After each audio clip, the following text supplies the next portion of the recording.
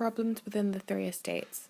As we know, France consisted of the first estate, the second estate, and the third estate.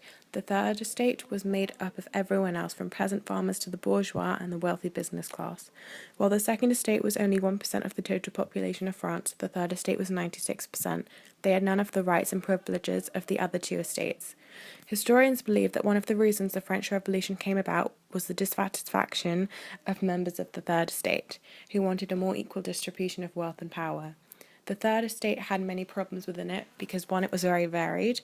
They had farmers of the bourgeois to wealthy business classmen, so people couldn't really define who was in the third estate because there was no third or fourth estate. And the third estate also felt very neglected. They had problems such as plurality, because the bishops and members of the church worked in many churches, thus this caused them to neglect their original churches.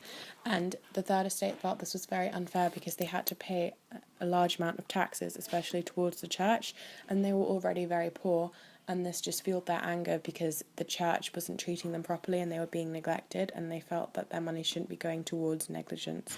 It should be going towards something better. And it was also too generalised. And finally, the peasants were angry about the tithers, as most of their income went towards the church and they spent it wrongly. They felt like they spent it on themselves instead of spending it on the church. And finally, absentee. The church parishes were neglected by the bishops. So overall, the third estate just felt that they were very neglected, and they felt that this wasn't fair because the first and the third estate were very defined and they had much more different lifestyle, and they were treated much more fairly and they had many more privileges, especially the second estate, who were awarded special privileges such as wearing a sword and hunting. Like the clergy, they also collected taxes from the third estate. There were not as many problems in the second and first estate, as they had much more easy lives, and they felt that they were being treated nicely, so they didn't want to disrupt the balance of the estates. This also came into power in the Estates Generales, when the third estate wanted to vote by head. However, the other estates did not agree with this. Therefore, this caused a disruption and caused it to break down. The first estate also caused a problem to the third estate for the amount of privileges they received. For example, they could only be prosecuted in their own church courts. They could not be asked to perform military service or belay troops or provide money for the support of royal troops. They also had various financial privileges and were not required to pay the tallier, which was the main French direct tax.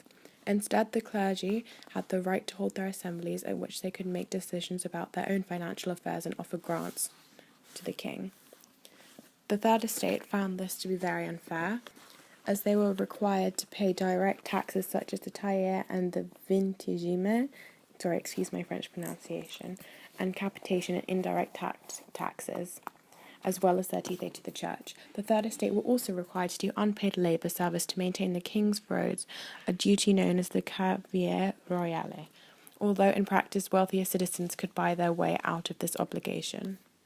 Peasants also had considerable feudal dues and were required to make money payments or provide labours for their masters. In parts of France, they were also obliged to use their lord's mill, oven and wine presses, for which they paid a fee, but there was a good deal for regional variation. Nevertheless, there is no denying that the demands, particularly for the peasantry, were heavy overall. This personally is what I think fueled the revolution the most. There were many problems within the estates, but unfairness was the most important and most effective one. The first estate were receiving unnecessary privileges, and the third estate were receiving nothing and were overworked. The ownership of the land was also unfair. Nobles earned 20% of the land, and the church owned 15%. The bourgeois owned 30%, and the peasants earned 35%. Even though the peasants and the bourgeois owned the most amount of land, they still should have earned more considering they were the majority of the population. The nobles were a tiny percent of the population and earned about 20% of the land, which was very unfair.